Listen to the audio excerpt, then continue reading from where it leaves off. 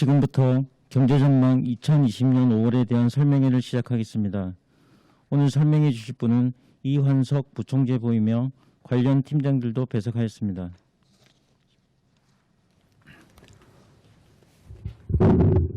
한국은행 부총재보 이환석입니다. 이번에 실시한 한국은행 경제전망에 대해 말씀드리겠습니다. 먼저 경제전망의 주요 전제가 되는 대외 여건을 보면 금년 상반기 중 세계 경제는 코로나19의 확산과 이에 대응하기 위한 봉쇄 조치의 영향으로 성장세가 크게 위축된 모습입니다. 서비스업 비중이 높은 선진국의 경기 침체가 두드러진 가운데 신흥국도 최근 코로나19 확진자 수의 급격한 증가와 원자재 가격 하락으로 어려움을 겪고 있는 상황입니다. 향후 글로벌 경기는 코로나19 사태가 진정되면서 경제활동이 재개됨에 따라 점차 회복되겠지만 국가별로 그 속도가 차별화되면서 회복 속도는 완만할 것으로 보입니다. 이를 감안하면 올해 세계 경제 성장률은 큰 폭의 마이너스를 나타낼 것으로 예상됩니다. 이에 따라 세계 교육도 서비스 교육이 크게 위축되고 상품 교육도 감소세를 나타내고 있습니다. 하반기에는 상품 교육부터 점진적으로 개선될 것으로 전망하고 있습니다만 지난 전망 때보다 성장세는 크게 낮아질 것으로 보입니다. 한국은행은 이러한 세계경제 여건, 지난 전망 이후 코로나19 전개 양상과 경기 흐름을 종합적으로 고려하여 올해 우리 경제의 성장률을 마이너스 0.2%로 내년 성장률을 3.1%로 전망하였습니다. 국내 경기는 코로나19가 전 세계적으로 확산됨에 따라 금년 상반기 중 크게 위축되겠으나 민간 소비와 상품 수출의 부진이 점차 완화되면서 완만하게 개선될 것으로 예상하고 있습니다. 부문별로 보면 민간 소비는 코로나19 확산 이후 크게 위축되었다가 최근 들어 사회적 거리두기가 완화되면서 서비스 소비를 중심으로 감소폭이 줄어드는 모습입니다. 하반기에는 정부 정책의 효과가 나타나면서 개선될 전망입니다만 고용 상황 악화 및 자영업자 업황 부진 심화 등으로 회복 속도는 완만할 것으로 예상됩니다. 설비 투자는 BIT 부문의 경우 업황 회복이 지연되면서 투자 조정이 불가피하겠지만 IT 부문은 큰 차질 없이 투자가 진행될 것으로 보여 전체적으로는 소폭 증가할 전망입니다. 상품 수출은 세계 경제가 침체되고 글로벌 교역이 더욱 위축될 것으로 보여 당분간 부진한 모습을 나타낼 것으로 예상됩니다만 하반기 이후에는 각국의 경제 활동이 재개됨에 따라 우리 수출도 서서히 개선될 것으로 보고 있습니다. 향후 성장 경로의 불확실성은 높은 상황입니다. 먼저 상방 리스크로는 국내외의 적극적 경기 대응 정책, 중국 경제의 빠른 정상화 등이 잠재해 있습니다. 반면 코로나19 확산 장기화, 미중 무역 갈등 재부각, 반도체 경기 회복 지연 등은 하방 리스크로 잠재해 있습니다. 다음으로 취업자 수는 대면 업무 비중이 높은 서비스 업종을 중심으로 고용이 크게 감소하면서 금년 중 증가 규모가 3만 명에 그치고 2021년에는 29만 명 증가할 것으로 예상됩니다. 하반기에는 코로나19 확산세가 진정되면서 대면 서비스 수요 회복, 정부의 고용 대책 등으로 서비스업을 중심으로 고용이 완만하게 회복될 전망입니다. 그렇지만 제조업과 건설업 업황 부진이 제약 요인으로 작용할 것으로 예상됩니다. 다음으로 물가에 대해 말씀드리겠습니다. 올해 소비자 물가 상승률은 코로나19 이후 국제 유가 하락, 경기 둔화, 정부의 복지 정책 기조 지속의 영향으로 물가 하방 압력이 증대되면서 0.3%로 지난 전망에 비해 크게 낮아질 것으로 예상됩니다. 근원 인플레이션율도 금년 중 0.4%로 낮아질 것으로 전망됩니다. 내년 중 소비자 물가 및 근원 물가 상승률은 각각 1.1%, 0.9%로 전망됩니다. 국제 유가 하락의 영향이 사라지는 가운데 경기 개선, 복지 정책 영향 축소 등으로 물가 상승률이 금년보다 높아질 것으로 예상됩니다. 경상수지는 내국인 해외여행의 큰 폭 감소에 따른 여행수지 개선에도 불구하고 세계 교역 위축으로 상품 수지 흑자폭이 축소됨에 따라 지난해 600억 달러에서 올해 570억 달러, 내년 550억 달러로 줄어들 것으로 예상됩니다. 향후 세계 경제의 흐름은 코로나19의 전개 상황에 따라 크게 달라질 수 있어 경제 전망의 불확실성이 높은 상황입니다. 이에 따라 IMF와 ECB 등 국제기구와 주요 중앙은행들은 코로나19 확산 시나리오에 따른 성장 전망을 발표하고 있습니다. 한국은행도 코로나 확산을 코로나 확산으로 인해 전망의 불확실성이 그 어느 때보다 높아진 상황을 반영하여 이번 전망에서는 기본 시나리오 외에 두 가지 시나리오를 추가적으로 고려하였습니다. 우선 이번 전망의 기초가 된 기본 시나리오는 신규 및 잔존 확진자 수가 전 세계적으로 2, 4분기 중 정점에 이르고 이후 점차 진정되면서 각국의 봉쇄 조치도 점진적으로 완화될 것이라고 가정하였습니다. 우리나라의 경우 국지적 확산이 간헐적으로 나타날 수는 있겠으나 대규모 재확산은 발생하지 않을 것으로 가정하였습니다. 낙관적 시나리오는 글로벌 확산세가 기본 시나리오에 비해 빠르게 진정되고 각국의 봉쇄 조치도 빠른 속도로 완화된다고 가정하였고, 비관적 시나리오는 글로벌 확산세가 쉽게 진정되지 않아 올해 3, 4분기 중에 정점에 이르고 각국의 봉쇄 조치 완화 속도도 기본 시나리오에 비해 완화될 것이라고 가정하였습니다.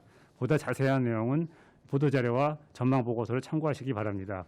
이상으로 경제 전망에 대한 설명을 마치겠습니다. 이번 경제 전망과 관련하여 궁금한 사항이 있으시면 질문해 주시기 바랍니다. 네, 지금부터 질의응답 시간을 갖겠습니다. 기자들의 질문은 출입기자단 전소영 간사께서 취합해 대신 읽어주시겠습니다. 네, 첫 번째 질문은 머니투데이 한고은 기자, 이투데이 김남현 기자가 질문했습니다. 내년 성장률 전망치를 3.1%로 제시를 했는데요. 잠재 성장률 이상의 강한 성장세를 의미하는 건지 아니면 올해 역성장 전망에 따른 기저효과라고 봐야 되는지 궁금합니다. 이를 이제 V자 회복인지 아니면 나이키형 회복인지 이런 걸로 설명을 해주시면 좋을 것 같고요. 그다음에 이제 V자 반등을 예상하는 거라면 많은 기관들이 L자 혹은 U자 혹은 나이키형을 예상하고 있는데 너무 낙관적인 게 아닌지라는 그런 질문도 같이 있었습니다. 예, 내년 성장률 전망이 3.1%인데 그 숫자로만 보았을 때는 상당히 높은 수준입니다. 저희 잠재 성장률이 2%대인 걸 감안하면 높은 성장률인데, 사실은 그 질문에서도 말씀하셨듯이 너무 빠른 하락에 따른 반등의 의미가 좀 크다. 그래서 굉장히 빠른 속도로 회복하는 거라고 보기는 좀 어렵고요. 올해 성장률이 마이너스 0.2인 걸 감안하고 그게 3.1을 더 한다면은 그 속도가 이렇게 아주 빠르다고 보기는 어려운 것 같습니다. 지금 V자인지 아니면 뭐 L자인지 U자인지 그런 형태 어떤 거에서 해당되느냐는 질문을 하셨는데, 사실은 그 회복 형태라는 것이 GDP의 수준이나 또는 수준으로 볼 것이냐 아니면 전기비 성장률을 볼 것이냐 아니면은 전년 동기 대비로 보는가에 따라서 그 형태가 달라지기 때문에 그거를 우리가 어떤 뭐라고 딱 말씀드리긴 어렵고, 그보다는 지금 2, 4분기를 저점으로 해가지고 이제 민간 소비와 수출분이 점차 완화되면서 3, 4분기부터 완만하게 개선되는 형태라고 보시면 될 것 같습니다. 그래서 이게 V자라고 본다면은 굉장히 낙관적이라는 전망으로 이야기를 할 수 있을 것 같은데, 저희가 생각하기에는 그런 소위 말하는 V자 형태라고 보기는 어려운 것 같습니다. 이상입니다. 네, 두 번째 질문은 조선비즈 조은임 기자가 질문했습니다. 올해 경상수지 전망치가 기존 2월 전망에서 바뀐 것이 없습니다. 수출입이 동시에 비슷한 수준으로 줄 것으로 본 것인지 아니면 경상수지 2개월 연속 적자 가능성은 어떻게 보는지 질문했습니다. 그러니까 올해 이번 경상수지 전망을 지난 전망하고 동일하게 유지한 거는 이제 구성 항목에서 약간 방향이 좀 다릅니다. 예를 들어서 이제 수출 부진을 반영해서 상품 수지는 좀 하향 조정했고요. 대신에 이제 해외여행 감소라든지를 반영해서 서비스 수지는 좀 상향 조정했고, 또 본원이나 이전 소득 수지 같은 경우에는 실적치를 반영해서 상향 조정했습니다. 근데 그렇게 하다 보니까 전체적인 숫자가 지난 전망과 이렇게 크게 달라지지 않은 것이고요. 그래서 그런 측면이 있습니다. 그리고 경상수지가 연속해서 적자라는 게 아마 이제 월별 숫자를 말씀하시는 것 같은데, 아마 이제 이번 4월 경상수지는 지금 숫자가 아직 안 나왔죠. 안 나와서 이제 아마 마이너스를 예측하고 있는데, 이건 이제 통상 나타나는 이제 계절적인 배당금 지급 때문에 나타나는 현상이고요. 저희가 생각하기에는 아마 5월에는 마이너스가 나올 가능성은 그렇게 크지 않다고 보고 있습니다. 왜냐하면 수출입 차가 물론 이제 마이너스가 5월에 나타났지만은 경상수지에는 이제 다른 요소들도 있기 때문에 5월에도 마이너스가 나타날 가능성은 적고, 저희가 좀 중요한 건 단기적으로 월별 경상수지가 플러스냐 마이너스가 중요하기보다는 전체적인 우리 그 경상지의 흐름이 어떻게 되느냐가 중요한데 저희 전망치에서도 보시듯이 전체 올해 연간 경상수지 흑자 규모는 물론 지난해보다는 소폭 줄었지만 그 다른 나라에 비하면 대규모 흑자이기 때문에 그런 측면을 좀 더 부각해서 보시는 게 맞지 않나 이렇게 생각이 됩니다. 네, 다음 질문은 헤럴드 경제 서경원 기자 질문인데요. 연간을 마이너스 0.2%로 전망을 하셨는데 그럼 2분기, 3분기, 4분기 전망을 각각 어느 정도로 전제를 했는지 분기별 성장률 전망치에 대해서 질문했습니다. 예, 분기별 전망치 숫자는 저희가 이제 내부적으로는 만들지만 이렇게 밖에 알리지는 않고 저희가 아마 전년 동기 대비로 해서 지금 숫자가 나갔지 않습니까? 그래서 전년 동기 대비를 보시면은 좀 그 그림을 그리실 수 있을 것 같은데 제가 좀 전에 말씀드린 것처럼 그 2, 4분기가 저희가 생각하기엔 저점일 것 같다고 말씀드린 거에 비추어 보시면은 2, 4분기는 아마 마이너스가 더 나타나고 그 다음에 3, 4분기부터는 이제 좀 그 마이너스 폭이 좀 줄어드는 걸로. 그러니까 무슨 뜻이냐면 전년 동기 대비로 봤을 때 지난 1, 4분기 숫자는 플러스였지 않습니까? 근데 2, 4분기는 분명히 마이너스가 되고 3, 4분기는 아마 조금 그 뭐 0 내외라든지 뭐 그런 정도이고 4, 4분기에는 이제 조금 더 위로 올라가는 그런 식으로 그런 형태로 생각하시면 될 것 같습니다. 자, 네 번째로 아시아경제 김은별 기자 질문인데요. 기본 시나리오에서 잡힌 봉쇄 조치 점진적 완화에서 이 점진적 완화라고 하면 어느 정도를 말씀하시는지 궁금합니다. 그리고 예전에도 이렇게 시나리오별로 성장률 전망치를 공개한 적이 있는지 궁금합니다.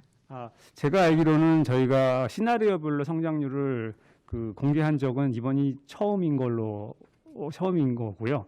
이제 이 봉쇄 조치의 강도가 어떻게 되는지에 대해서는 제가 사실 이렇게 말씀으로 설명드리기가 굉장히 어려운데요. 사실 저희 전망 보고서에 참고해 보시면은 그 강도가 이렇게 어느 정도로 이제 줄어드는지 이렇게 나와 있습니다. 그래서 제가 설명을 드렸으면 좋겠는데 이걸 어떻게 설명드려야 될지 사실 좀 그림을 어려워서 이제 예를 들면 이것까지는 말씀드릴 수 있을 것 같습니다. 이제 저희가 기본 시나리오에서는 좀 보다 낙관 시나리오에서는 봉쇄 조치 강도가 빨리 완화되고 비관 시나리오에서는 그 봉쇄 조치 완화된 정도가 굉장히 느리다. 그런 정도는 제가 설명을 드릴 수 있을 텐데 그게 어느 정도의 속도냐는 거는 좀 말씀드리기가 좀 어려워서 그 그림을 보시는 게 아마 더 직관적으로 이해하시기 쉬울 것 같습니다.